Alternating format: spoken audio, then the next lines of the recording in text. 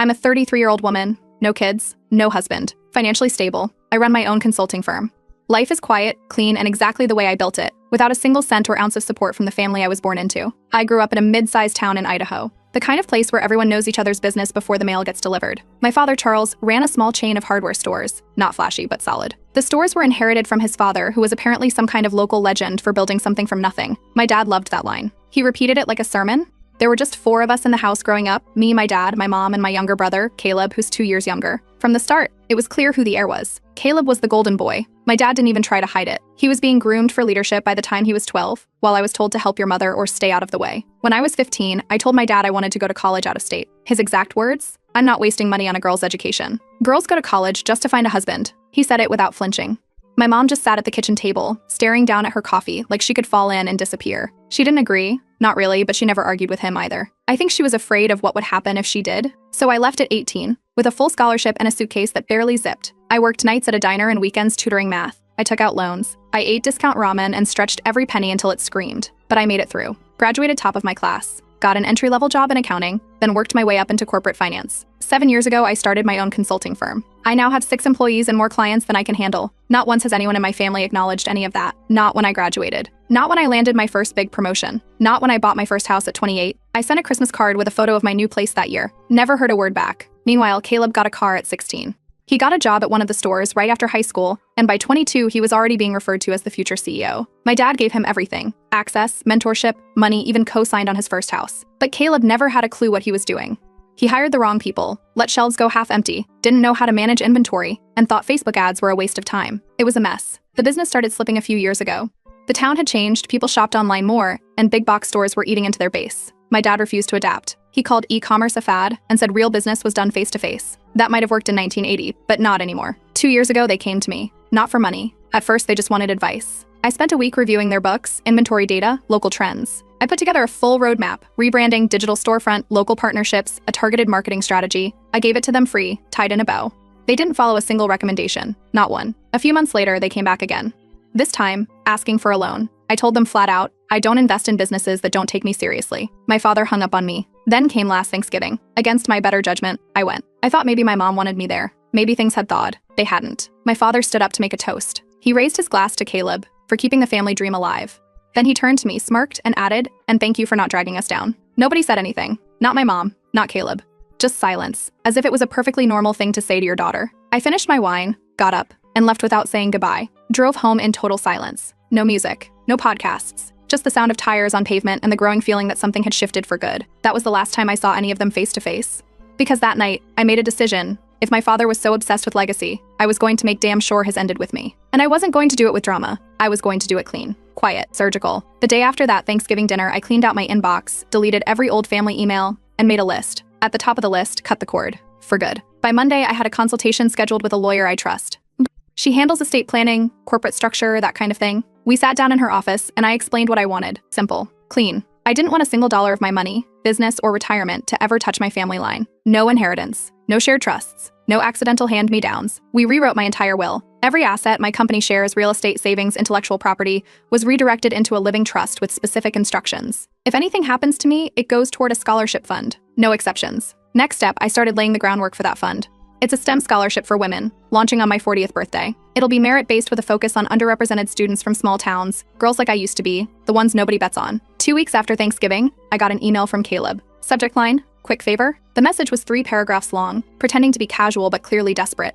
He wanted to know if I could recommend someone who specializes in business restructuring. He claimed he was looking to pivot the company. No mention of what happened over the holiday. I replied the same day, booked until 2042. Not taking clients with misogynist board chairs. No greeting. No signature. He didn't reply. But the next day, my father called. Straight to voicemail. It was a 1-minute rant about how I was spiteful, ungrateful, and cold. He ended it with, "Women just get emotional. That's why they shouldn't be in charge." I blocked his number before the message even finished playing. I blocked Caleb too. Emails, texts, socials, wiped it all. A few days later, my aunt messaged me on Facebook. She asked if I was proud of tearing the family apart. I didn't respond, but I did some digging. Turns out my dad had been telling people around town that I was going bankrupt and that my firm was a hollow shell. Classic projection. So I posted a photo on my business page. Nothing flashy, just me standing in my new office, sunlight coming through the windows, and behind me, a massive wall plaque listing our current client portfolio. Caption, thriving. My best friend Liv sent me a laughing emoji and said it was the classiest takedown she'd seen all year. I skipped Christmas entirely. No phone calls, no cards, no fake cheer. Instead, I spent 10 days in Iceland. No family, no drama, just quiet towns, snow-covered lava fields, and long hours in warm cafes. I signed off from everything and came back with half a journal full of new ideas. One of those ideas turned into a personal blog. I started documenting my career journey, not in a motivational way, but in a this is what it actually takes kind of way. From scholarships and loans to late-night spreadsheets and bad bosses. I didn't name names, but I didn't soften any of it either. Within a few weeks, the blog started gaining traction. People were sharing it. A few women reached out to say it reminded them of their own stories. One even told me she forwarded it to her daughter. Then came the final mail. 6 months before, I had quietly formed an LLC. No ties to my real name, no family connection, totally untraceable. Through that LLC, I purchased the commercial property that 2 of my father's hardware stores lease from. They had no idea it was me. The leases expire in 18 months. I've already decided I won't renew them. No announcement, no warnings. Just a quiet shutdown, the same way they ignored every warning sign about digital sales and proper staffing. They chose to run things like it was still 1994. Let them deal with the consequences in real time. And just like that, the legacy my father clung to started slipping through his fingers, while I kept building mine brick by brick, with no help from anyone who shared my last name. A month after locking down the will and finalizing the LLC purchase, I met with a real estate attorney just to double-check the terms of the leases tied to my father's stores. The paperwork was airtight. I had full discretion. If I chose not to renew when they expired in 18 months, there was nothing they could do. No clauses, no protections. Not even a buyout option unless I offered it. A week later, I got an email through the contact form on my blog. No name, just an anonymous address. Attached were 8 photos from inside one of my father's stores. Empty aisles. A broken HVAC unit with a handwritten sign taped to it. Dusty shelves with outdated packaging. One section had a stack of expired caulking tubes that should have been thrown out a year ago. I ran the photos through metadata tools. Timestamps matched. They were real. I hired a private investigator to do a full inspection. On paper, he was acting as a consultant looking for commercial investment opportunities in the area. What he found was worse than I expected. One location had a leaking roof that was patched with tarp and duct tape. The back storage area had mildew along the walls. There was one functioning register, and the employee using it didn't even know how to process a return. No cameras. No clean inventory system. 2 bathrooms, both out of order. According to him, it was a borderline code violation across the board. I contacted my lawyer again and asked about the local ordinances. Turns out, as the property owner, if the business fails a formal code inspection, I can terminate the lease early. No court needed. All I'd have to do is report it. I didn't act right away. I wasn't sure if I wanted to watch it fall apart slowly, or if I wanted to be the one to tip it over. Then out of nowhere, one of Caleb's former employees reached out. She found my blog and figured out who I was. She told me Caleb owed her 3 months of back pay and never gave her a proper separation notice. She sent screenshots, texts, schedules, pay stubs, all legit. That made 3 ex-employees who'd come forward. None of them were looking for anything. They just wanted to vent, share proof, and in one case, warned me that my father was telling people I was trying to destroy the business out of jealousy. I started documenting everything. Not to take legal action, at least not yet, but to keep in my pocket in case they tried to drag my name through the mud publicly. I wasn't going to let them rewrite the story. Around that time, a producer from a small business podcast reached out. One of their researchers had read my blog and wanted to feature my story, anonymously, if needed. I haven't said yes yet, but I bookmarked the email. Then came the letter from my mom. Handwritten, shaky, probably mailed from the library because I doubt she knew how to use email. She said she regretted staying silent over the years, but she hoped I could show mercy before it was too late. I didn't respond. 3 days later, I got an email from a business broker representing an interested party. It didn't take long to figure out who it was. Caleb was trying to sell the hardware stores to me. He called it a strategic family handoff, offered it at a steep discount, citing changing market conditions and real estate value. I replied with a formal letter offering $1, not a typo. $1 single. I told them I'd bulldoze the stores and plant trees. There was no response. But I did get a DM from Caleb's wife on Instagram. She told me I was tearing apart something bigger than myself. I didn't reply to her either. A week later, my father showed up at my office. He made it past the building's front desk, but got stopped at my firm's reception. Security escorted him out before he could step into the main hallway. He left behind a sealed envelope. Inside was a single sheet of paper, written in all caps with shaky handwriting, "Your success is hollow. Family is forever." I threw it in the shredder. But I kept the envelope. I don't know why. That night, I started journaling again. Not to document anything. Not to process what happened. Just to clear my head. Nothing in that journal is about them.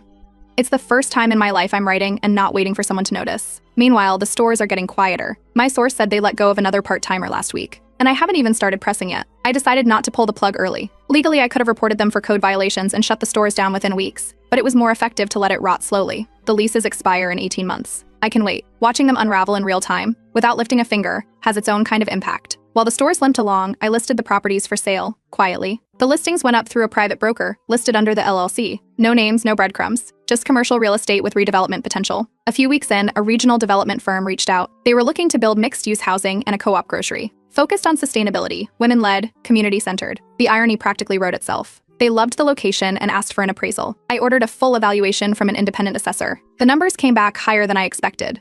Even with the buildings in poor shape, The land alone was worth more than the whole hardware chain had made the last fiscal year. And meanwhile, the internal collapse continued. One of my contacts, a former employee of Caleb's, forwarded me a mass layoff email. Caleb had cut half the remaining staff, blaming seasonal downturns and budget realignment.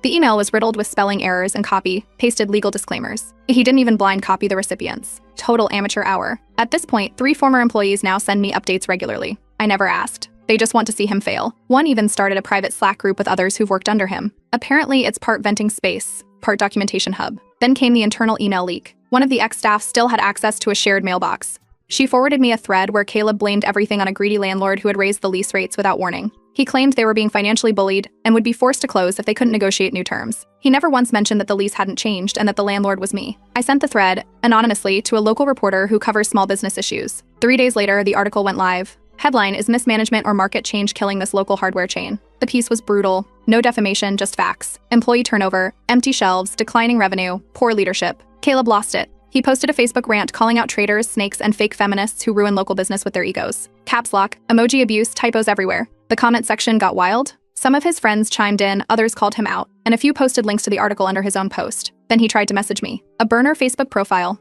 no photo, weird name, barely any info. The message just said, "We need to talk. There's still time to fix this," but the phrasing was familiar.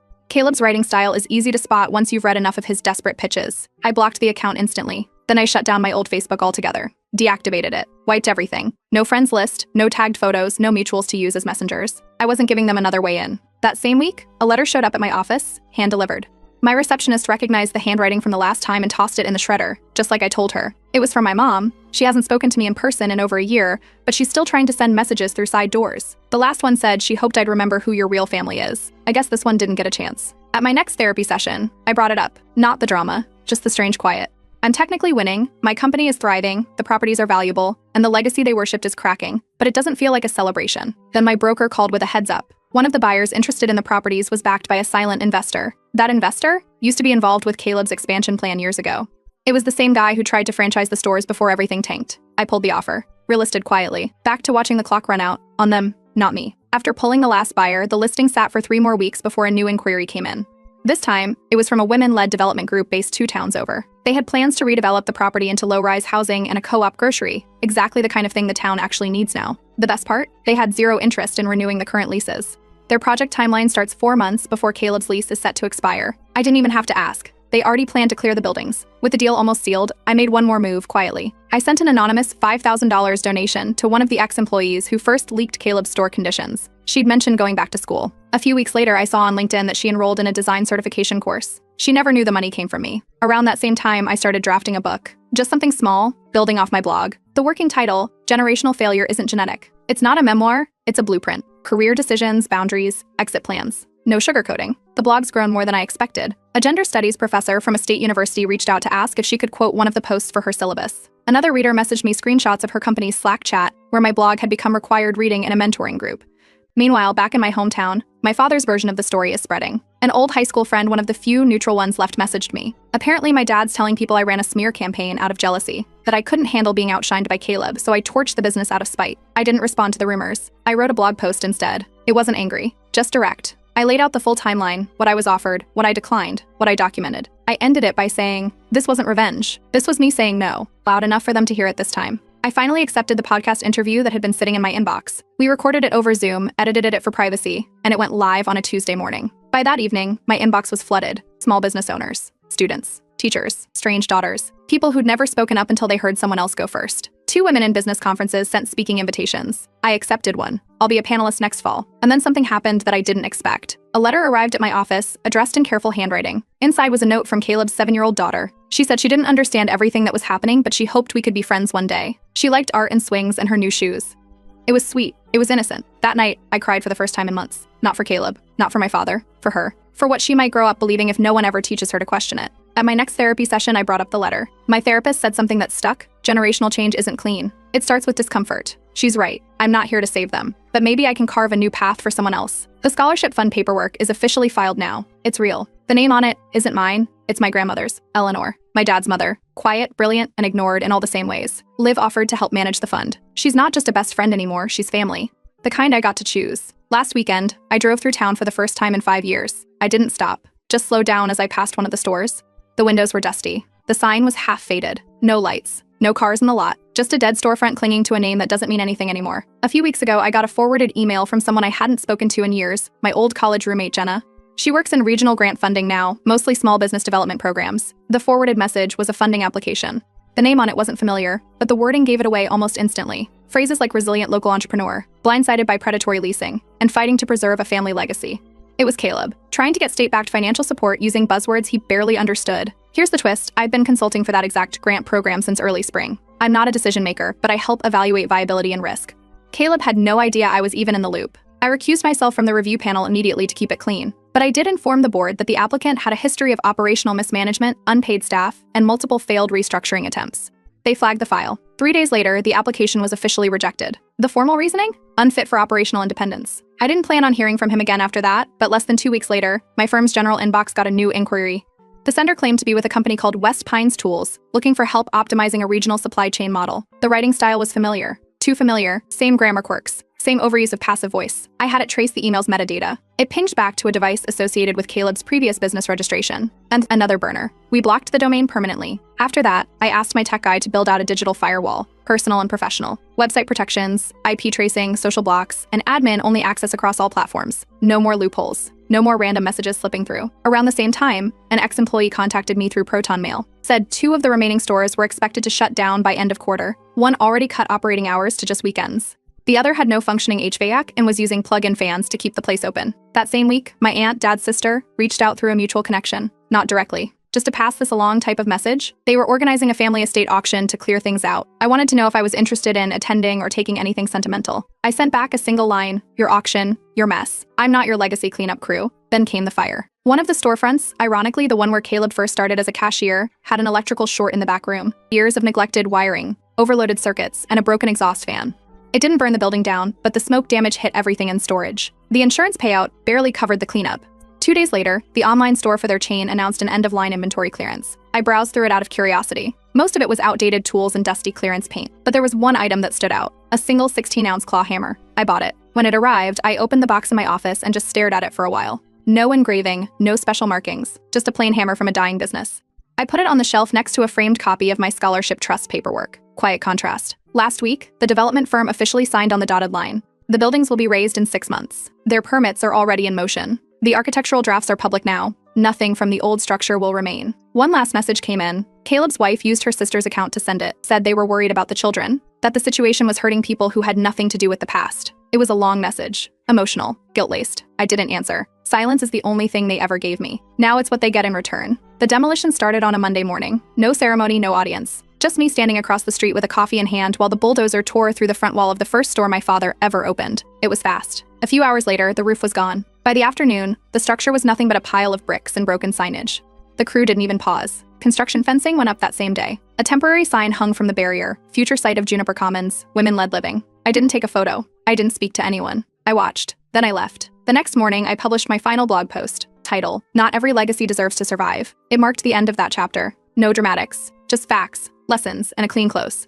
The development team invited me to say a few words at the groundbreaking event. I declined. I wasn't doing this for the press or the praise. I didn't need a podium to validate what was already done. That same week, the Eleanor M. Foundation officially launched, named after my grandmother, my dad's mother. Quiet, overlooked, but smart as hell. The scholarship fund awarded its first round. 5 recipients. 2 in mechanical engineering, or in architecture. 1 in chemistry. 1 in computer science. Each of them sent handwritten thank you letters. One of them said she planned to use her degree to start a nonprofit of her own one day. That one now sits framed on my desk.